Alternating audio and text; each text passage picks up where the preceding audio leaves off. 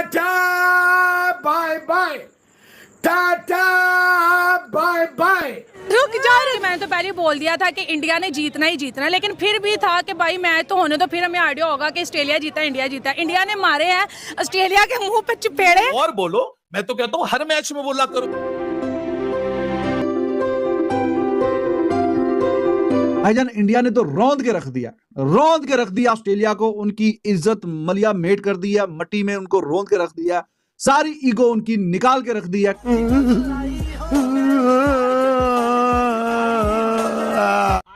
आलिए बेटा भग मत जइयो, तेरा पिछवाड़ा लाल कर दूंगा। अगर जो माइंड सेट है उसको रोकने की बात करें तो शायद कहीं ना कहीं ऑस्ट्रेलिया ही ऐसी साइड नजर आती है। चाहे टेस्ट चैंपियनशिप का फाइनल देखें, ओडीआई का वर्ल्ड कप का फाइनल देखें। आज ऑस्ट्रेलिया वाले मैदान के अंदर मैं कहता हूँ रो रहे थे, भाई माफ कर दो। इंडिया के हाथ में आ गया ऑस्ट्रेलिया का फ्यूचर। ये होते हैं प्लेयर्स भी, देख के सुन के दिल खुश होता है। हमें पैट कमी कहीं नजर ही नहीं आ रहा, रवि साइड कहीं नजर नहीं आ रहा। अब भाई बुमराह ने इतनी बड़ी विकेट ले ली, शर्म से डूब मरो ऑस्ट्रेलिया वालों। इंडिया ने ऑस्ट्रेलिया को जिम्बाब्वे बना दिया, इंडिया ने ऑस्ट्रेलिया को इन ऑस्ट्रेलिया जिम्बाब्वे बना दिया, बल्कि उससे भी कोई नीचे की टीम इस तरह की उनके साथ ट्रीटमेंट। अबे अब्बू के रंस किसी का बाप चेंज नहीं कर सकता, निकला तुम्हारी ऐसी की तैसी। निकाल निकाल। ऑस्ट्रेलिया में के सामने आपने पैट कमिंस को, आपने हैजलवुड को, आपने स्टार को बकरी बना दिया यार। एक मुझे थोड़ी ज्यादती लगी हिंदुस्तान की जानब से, क्योंकि उन्होंने ये बहुत बड़ी ज्यादती कर दी। ऑस्ट्रेलिया का बहुत बुरी तरह मारा उन्होंने। आज ऑस्ट्रेलिया को वो मजा चखाया गया जो ऑस्ट्रेलिया हमें हमारे वक्त में हमें भगाती थी जैसे। लेकिन मैं गांव जाकर अपने बाबा की आंख से आंख मिलाकर जरूर बोलूंगा कि मर्दों वाला काम करके आया हूं मैं, वो भी अकेले।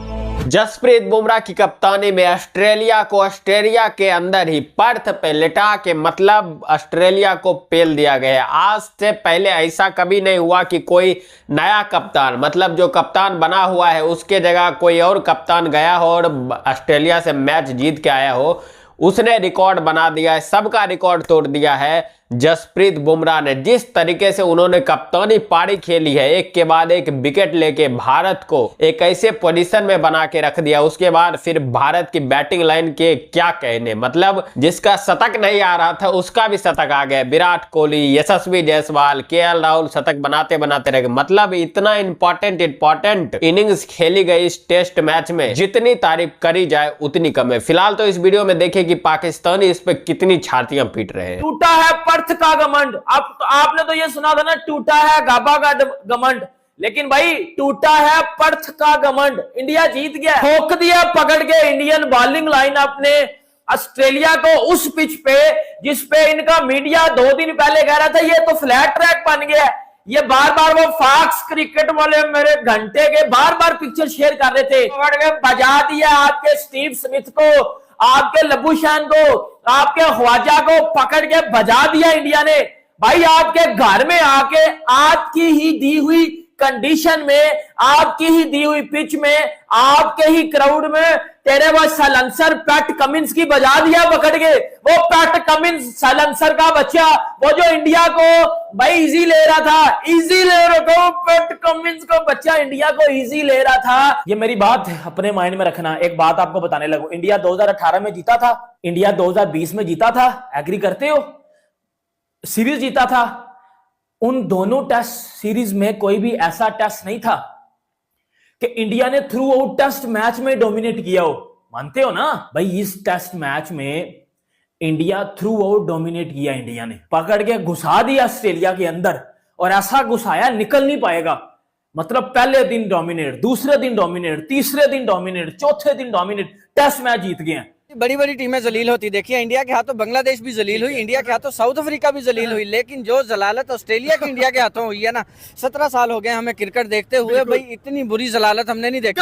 22 साल का जायसवाल है और 22 साल का एक्सपीरियंस है स्टार का, और उसको वो कह रहा है कि भाई यू आर कमिंग स्लो, थोड़ा सा तेज खेलो भाई, मतलब डूब के मर जाए जिम्मी। इंडिया ने जो क्रिकेट खेली है, एक ब्रांड क्रिकेट खेली है यार। आप हार के जा रहे हो 3 मैचेस की सीरीज, व्हाइट वॉश होके जा रहे हो, और उसके बाद ऐसा कमबैक। कहने से पहले एक बात करूंगा, हमेशा वो मिसाल बनी हुई, कहते हैं कुत्ता भी अपने घर में शेर होता है, लेकिन इंडिया वो शेर है जो हर मुल्क में शेर है। और घर में जाकर कुत्तों को जहाँ पर शेर बने थे उनको वहां पर हरा के साबित किया भाई हम शेर हैं, जहाँ पर भी चल जाए, किसी मुल्क में भी चल जाए, हम शेर हैं। Hindustan I think look to be a very very tough side, और ऐसी लड़ाई लड़ी उन्होंने कि मजा आ गया, क्योंकि India has bullet Australia, India has hammered.